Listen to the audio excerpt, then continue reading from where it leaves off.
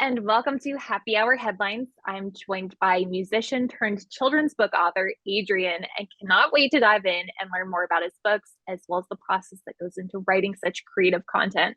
Adrian, welcome. Thank you, Alison. It's nice to meet you. We're so excited to have you here. Where are you located right now? I am in the wonderful part of England called the New Forest, which is in Hampshire, and it's an old hunting ground for William the Conqueror. Lovely. So Are you into history? I am very much into history, and we are loaded with history in the south coast of England. I'm sure. Well, based on your sweater, it looks like it's cold outside too. It's been one of the coldest days for quite a while. Can you tell it's hot where I am? Oh, yeah. Where are you? I'm in Tampa, Florida, so it is very warm outside. It's in the 70s. You can have a look at my beautiful forest and I'll sit on your lovely beach. Yes.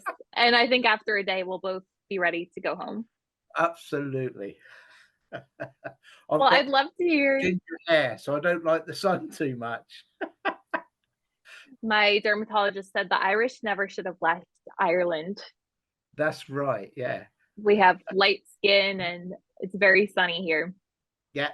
I go red lobster. I know what that's like. All right. Well, let's dive into your experience. Let's talk about your books, because you have written quite a number of children's books. And I'm curious to know what made you write children's books and what was your inspiration? Well, first of all, I was watching a DIY program about how to make things. And I thought, this is rubbish. I should write a book based on the father telling the child how to make something, like put a shelf up.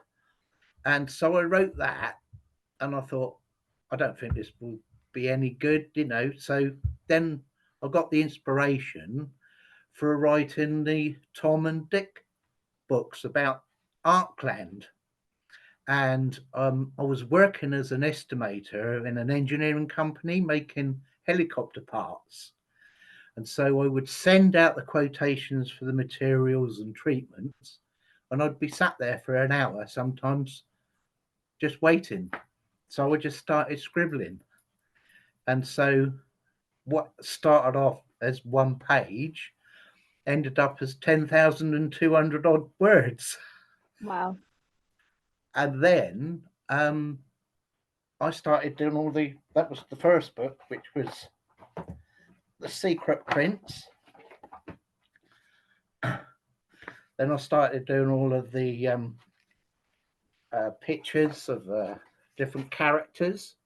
But you can see all these on my website, which is www.arklandbooks.com.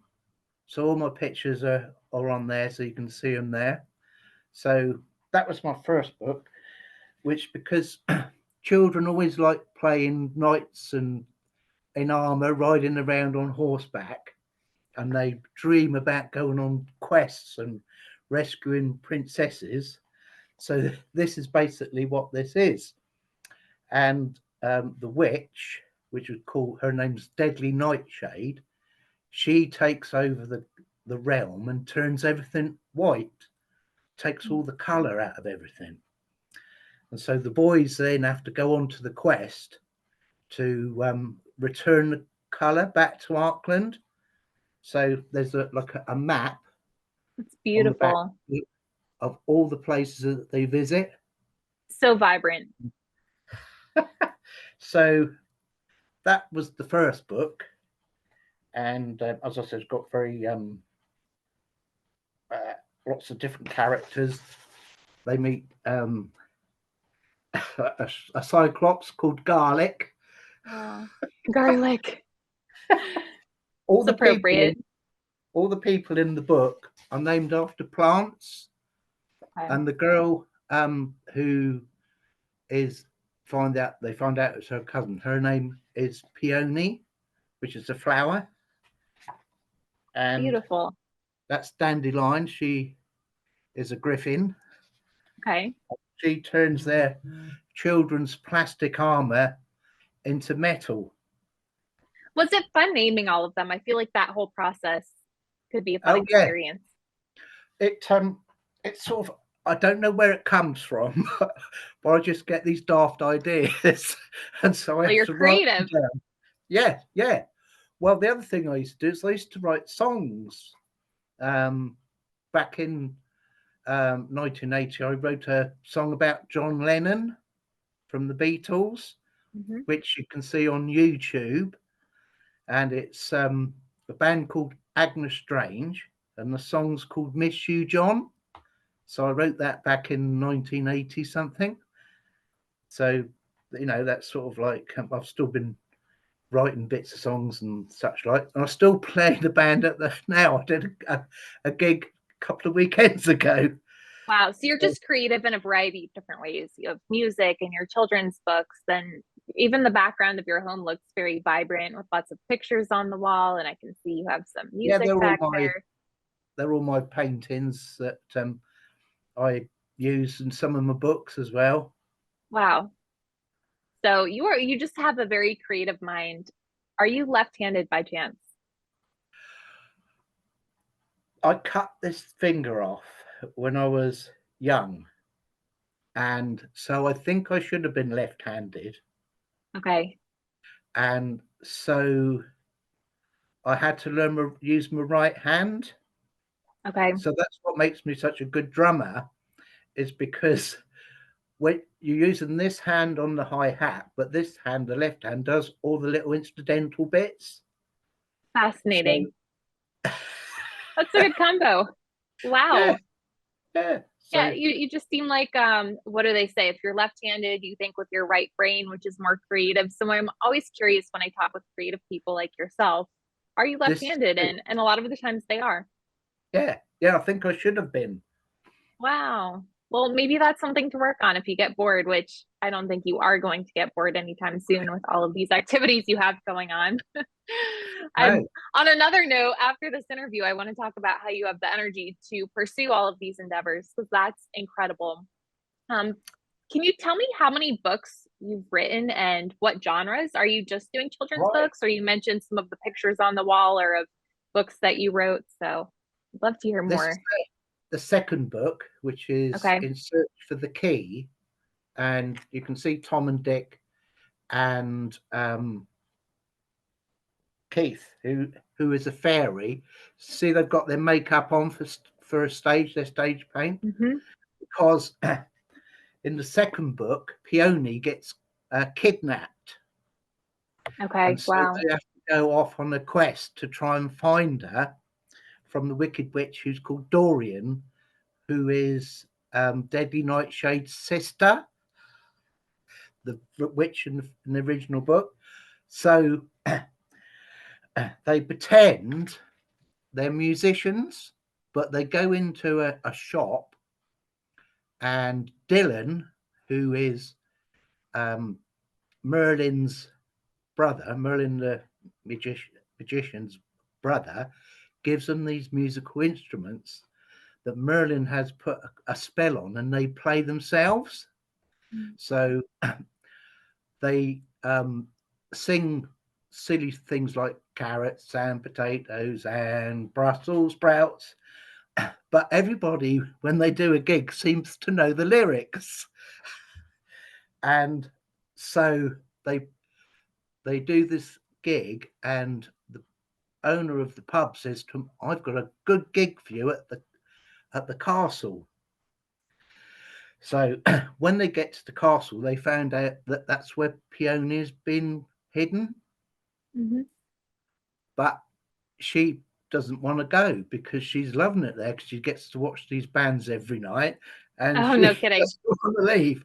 But Keith has to fly up because he's a fairy, he's got wings, and rescue her from the tower. So that's the sort There's a lot going on there. of And so are you saying that the book also has song lyrics?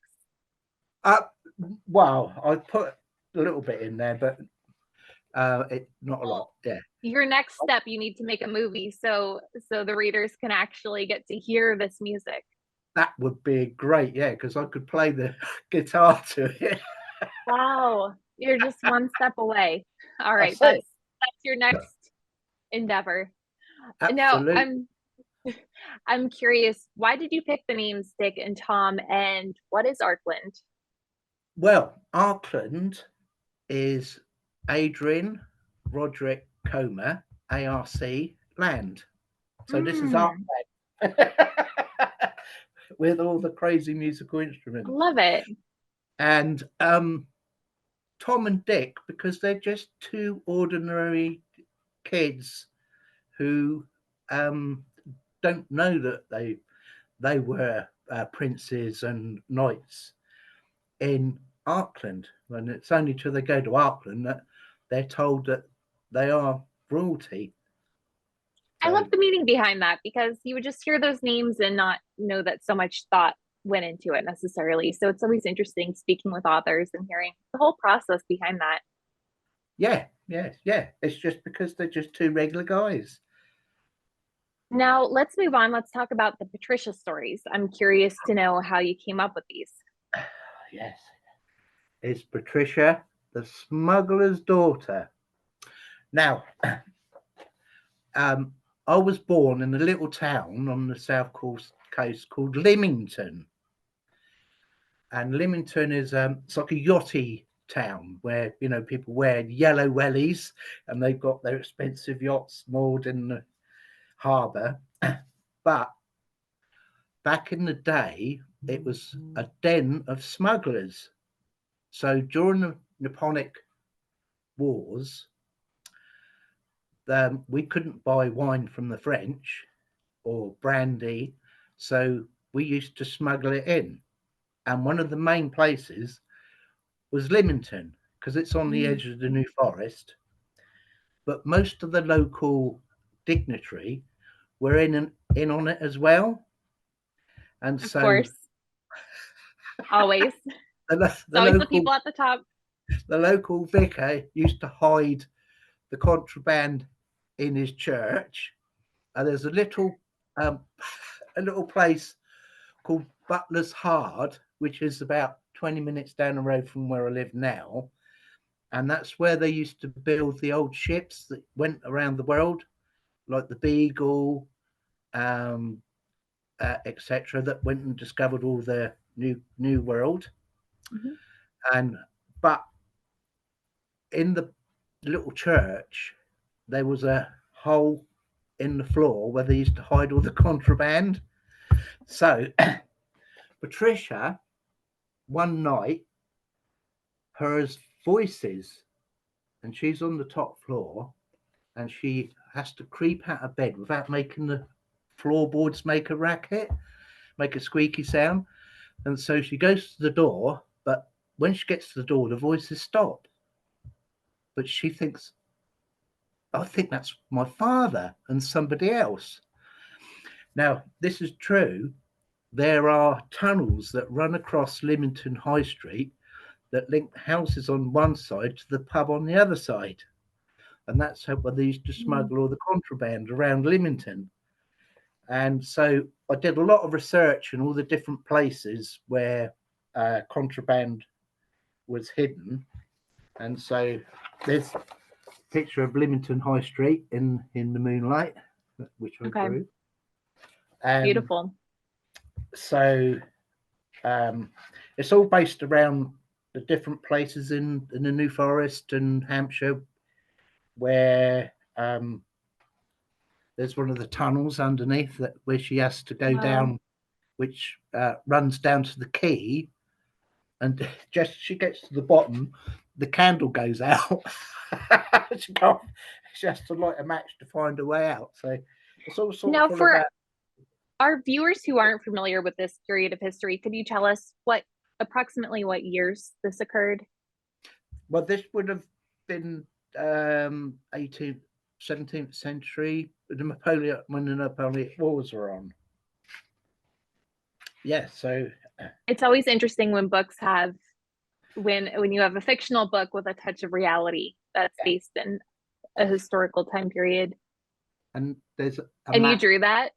Yeah, Wow. with all the places I'm talking about are marked on the map. Wow. I live up the road from a place. There's a big oil refinery there now, but back in the day, it was a place called Lazy Town, and it was called Lazy Town because all the people were awake all night smuggling contraband through the forest, and they were asleep all day. So if you went to the town in the daytime, everybody was asleep. Sounds like Las Vegas right now. That's about it. Yeah, yeah.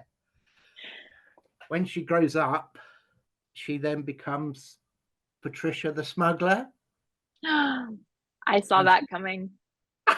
you did see that coming. And I she did. takes over from her father. Her father gets captured by the revenue men, Okay. and but they manage to escape and go to Cherbourg. There's a picture of Cherbourg Harbour. Okay. So she learns to speak French, and so then they come back, and then they basically there's a picture of this is a fascinating pub that's in the New Forest called the Queen's Head, and Now, I have a question for you. When you're drawing these pictures, do you physically go there and are you one of those artists who sits outside and draws, or what's your inspiration? Do you use a picture? Do you use your memory? um, they're both really because I know that pub quite well. So yeah, I sort of where I'm an engineer, I got an A in technical drawing. This is when I did my engineering, and I got an A in AutoCAD. So I'm Hmm. quite good at sort of drafting sizes out. So yeah, Because some of those pictures that you showed, they looked realistic. Now, I'm curious to know, are you planning on writing any more books? And if so, what are they going to be about?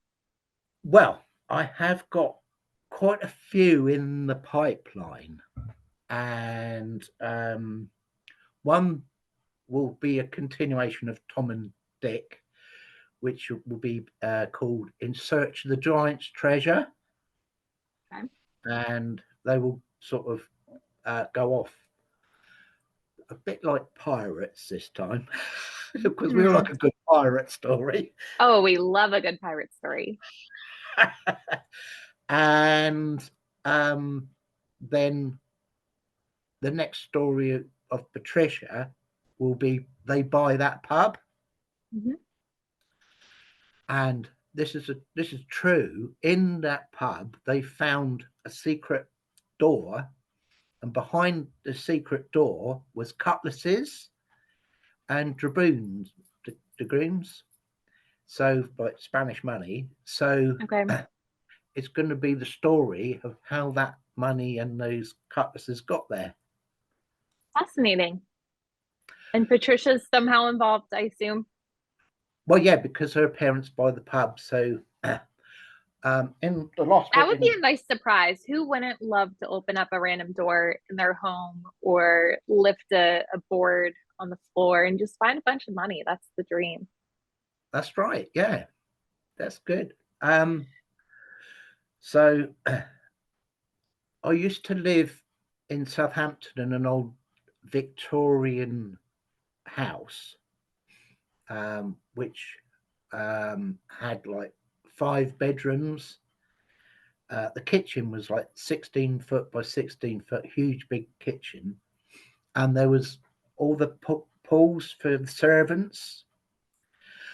And whilst I was there in the attic, I found the visitors book, and there was a letter from a young girl asking if there was any vacancies. So she was looking for a job. Okay. Now, the house was haunted by a young girl. Now, my mother used to see her dancing at the end of her bed. My sister saw her, and my brother was about this far away from her. Wow. Did you ever see her? No, I heard her footsteps across the floor in what was the old servants' quarters, and when I ran upstairs, there was nobody there. Wow. So that's a possibility of Wow. writing that book That sounds on. terrifying as a child, or even now, Well, at any point in life. she never bothered anybody, if you know what I mean. She just used to sort of, She was a good so ghost, yeah, yeah. a So it might be friend. a friendly ghost. Well, it was lovely speaking with you and learning all about these books. I cannot wait for the next release. Do you have a date in mind for the new book? I've already started the first one about Tom and Dick. I'm sort of about 500 words into that at the moment, but I've got the idea in my head for it, and I've done. Look, this is one of the.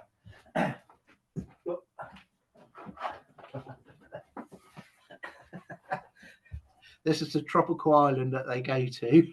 Oh, beautiful. So I've already done that picture. So sometimes these pictures that I paint are my sort of lead into what I'm going to do next. So that was a That's random painting. fascinating. Wow, I've spoken with a lot of authors over the years, and I've never met someone who does a painting and uses that as inspiration. And that is just such a beautiful concept. Makes a lot of sense. And I'm sure it makes the writing process a bit easier and helps you get over writer's block. You just kind of gaze upon these beautiful paintings that you've created, and it brings back memories or creates some ideas. Yeah, yeah. And also, when I start writing, I have no idea where it's going to go. Mm. I've obviously, like, if you write a report, you have the summary, you have the what the report is going to be about, how it's done now, where you can change it. But with the book, you have an idea of the beginning, the middle, and the end, and then you have to put the bits in between. And but you have to keep it interesting. Something's going to happen, so you've got to write what could happen now, and that's how it sort of evolves. I could go on with you for ages about this. It's just fascinating learning about your process, but we do need to wrap up this interview. It was so lovely meeting you, and I really enjoyed our conversation. I think our viewers will get a lot out of it. And where's the best place to buy your books? My books are available on Amazon Books, and if you Google books by Adrian Comer on Amazon, my books will come up. Or go to my website, which is www.arklandbooks.com. Great. And we will put that on the screen so people who are watching can see the spelling. All right. Well, thank you so much for your time. Brilliant. Brilliant. Thank you very much.